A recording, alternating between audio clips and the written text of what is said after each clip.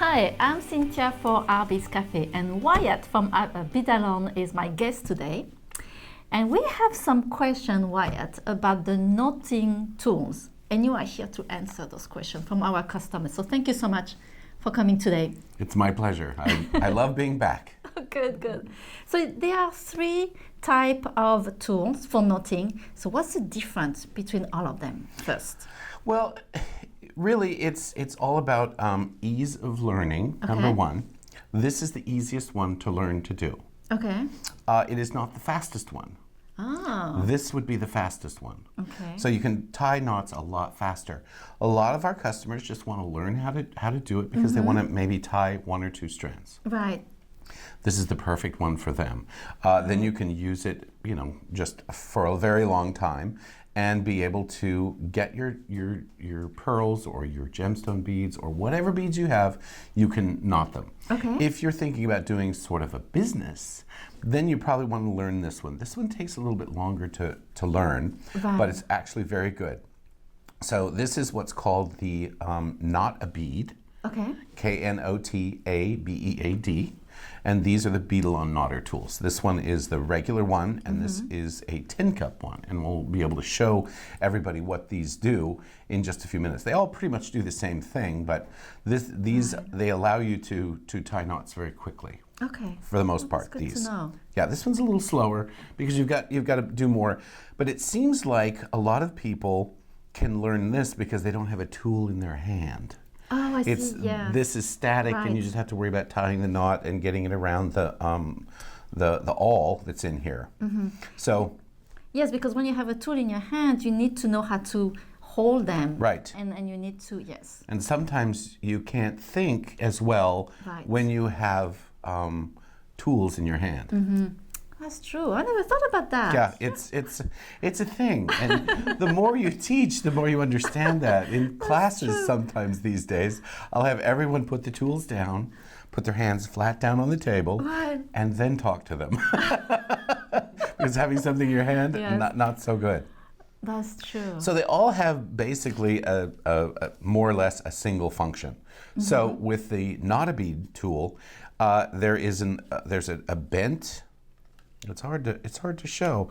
There's a bent awl in there, and you retract this once you tie the knot onto here. Then when you retract that, I don't know if you can see in there, but as you pull this out, the needle gets much thinner. Right.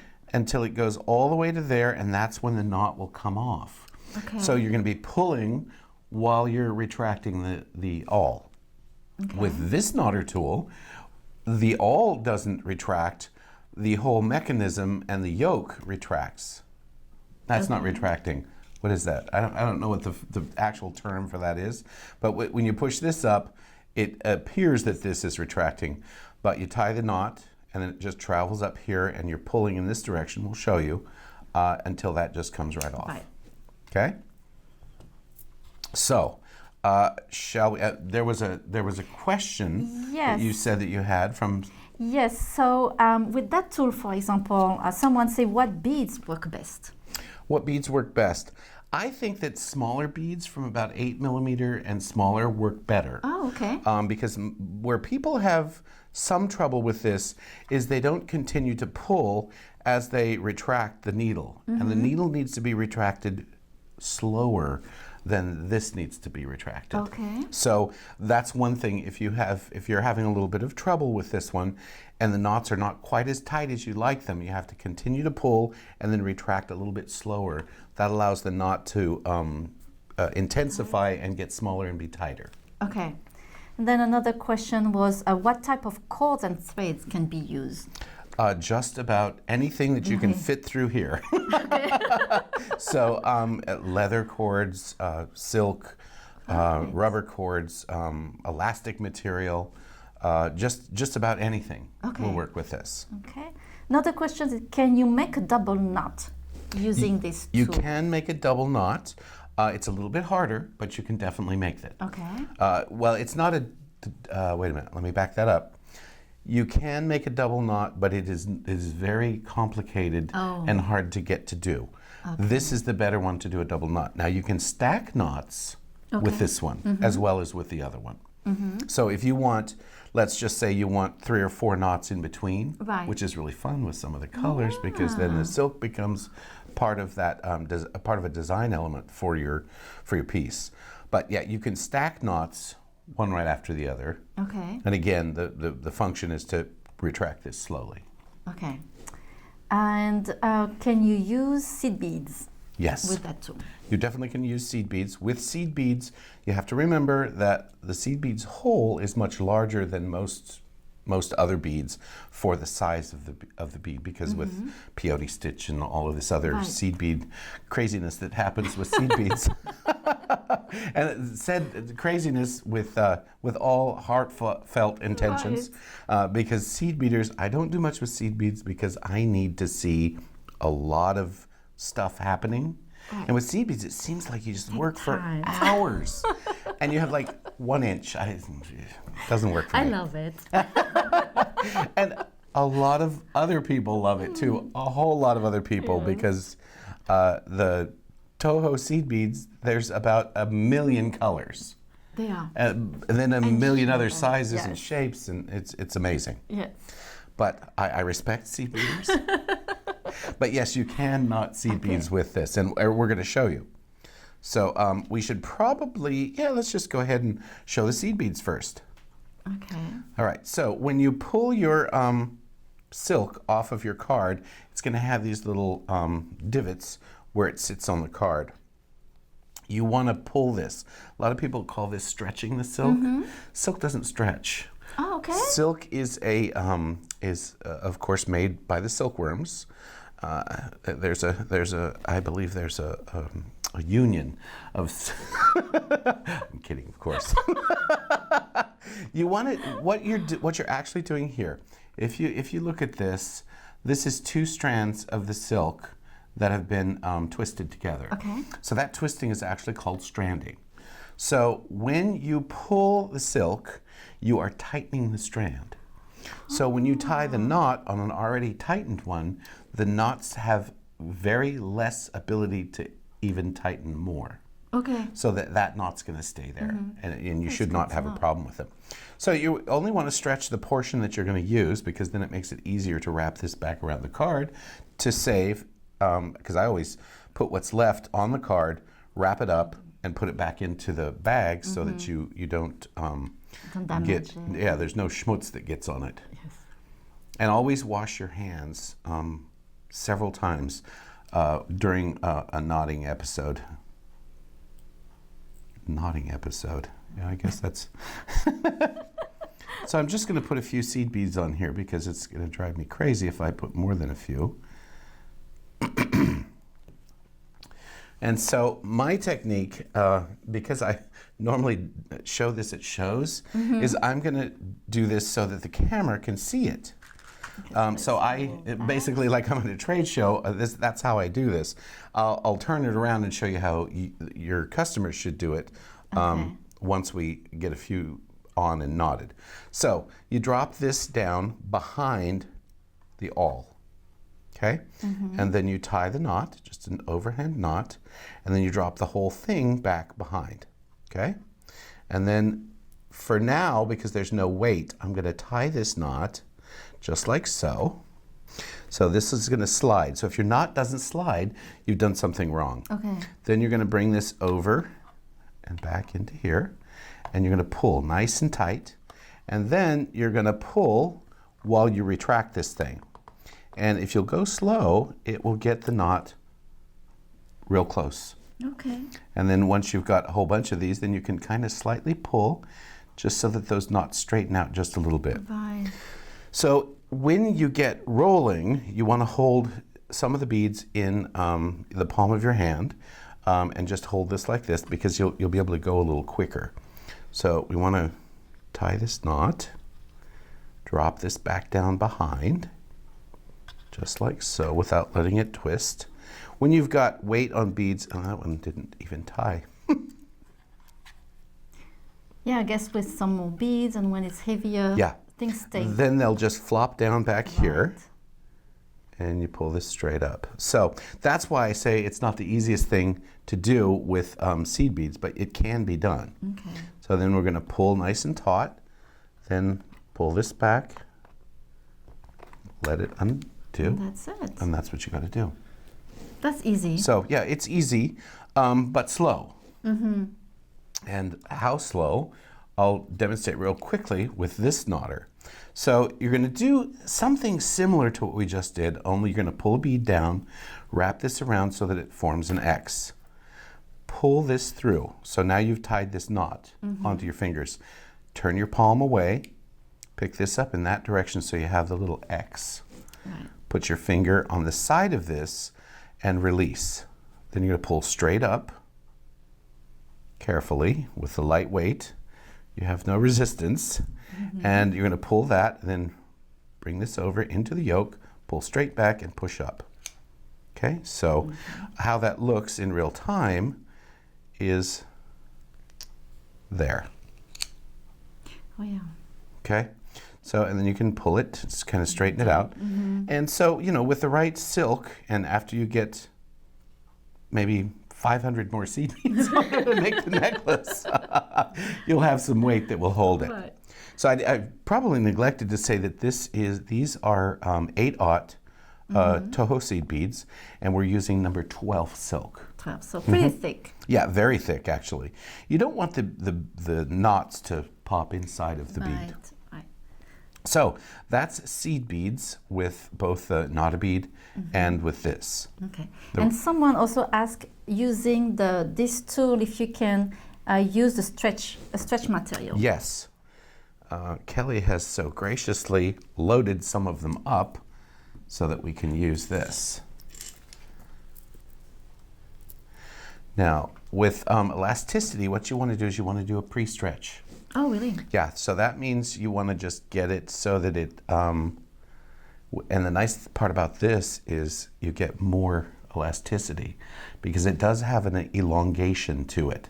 Okay. So if you don't pre-stretch it, you start tying knots, it's going to loosen. Oh, I see. So just by pre-stretching, you get, number one, you get more material. It's a little bit smaller, but you can do that. Right. So I'm just going to tie a double knot in here. 1, 2. Tighten that down. Let's make sure that that doesn't fall off. And it's not going to. So with this, you're gonna do everything exactly the same. Okay. It's a little sticky, so it doesn't slide quite as easily. Right. However, you tie the right knot, and then again, we don't have any weight on here yet. Just pull it down here, and you don't have to pull as tight as you do with the silk, because this material is going to stretch. And again, of course, the other nice thing about this is no findings, no anything, and you have the added security of knotting, right, which you can only lose one bead if it breaks, which is always good. So just wrap this around, bring this through, no weight. You might have some of those weighted things that would probably do good until you just have to get a little bit of weight on it, and then you can pretty much fly. I have to say, it's amazing how fast he is using that tool. I'm impressed. It's funny because people say, oh, you know, I use tweezers, or I use an awl and tweezers. Yes. And my second question is, but why? It's so much faster this way. I can tie a 16-inch strand of pearls, just the tying portion, not doing the ends, in about 3.5 minutes. Wow. 16-inch strand. Yeah, I think when I retire, that's what I'm going to do, is I'm going to just go around the world and knot strands really fast for people. Right. So you can kind of get an idea. That's really nice, yes. Yeah, and so then when this stretches, you can stretch it on, put it on, and then the knots are going to kind of stay in the same place. And the amount of pressure that you put on the pull is going to cause the beads to be a little bit wonky, but as you wear it and as you stretch it, they will stretch out and tighten. Right. Or that one's sucked into the bead a little bit. So it's not this is not a science. It's not going to be the exact same. I would probably even think about doing double knots on beads that have holes this size. Just to be sure. Right. So a double knot, what you do is just come around twice. Oh, okay. However, this knot does not like to slide. Oh, slides pretty well with this material. Oh yeah, I'm not sure that I've ever double knotted. I've never done it with elasticity, so. Yeah, well, I've done a couple of bracelets with elasticity and knotted it, but I never double knotted, which I think would be a good thing. And then, of course, once you get it into a circle, some of that wonkiness will probably go out. But with the double knots, that looks pretty cool. Oh, good. There you go. Yeah. I learned something new all the time. Yes. Yes. And you can use that elasticity also for the other the tin cup knotter. Yes, okay. You can. We should probably do that. So with a tin cup knotter, the really great thing about this is you can use up just a few beads if you have left over from other projects, or if you've got a whole bunch of other beads that you want to have kind of a just like a razzle-dazzle necklace that has, maybe a gemstone bead, a Swarovski bead, a fabulous center bead, something like that, and then make the distances different. So what a lot of people will do is they'll either measure or they will calculate how many beads they have and how much they want the necklace to, how many beads they want to use up, and then just divide it and figure it out and then measure. I like to measure just about like this. So very carefully measuring and just tighten this down nice and tight. Now there's some other knotters out there that are that will do this. However, ours, we've put a nib down underneath here to keep this from rocking. Okay. Because there are other knotters out there that rock, and that changes the length. Oh, yes. So here you have to really be careful on how tightly you're going to pull. So I'm going to go through twice, just because that seemed to work really well.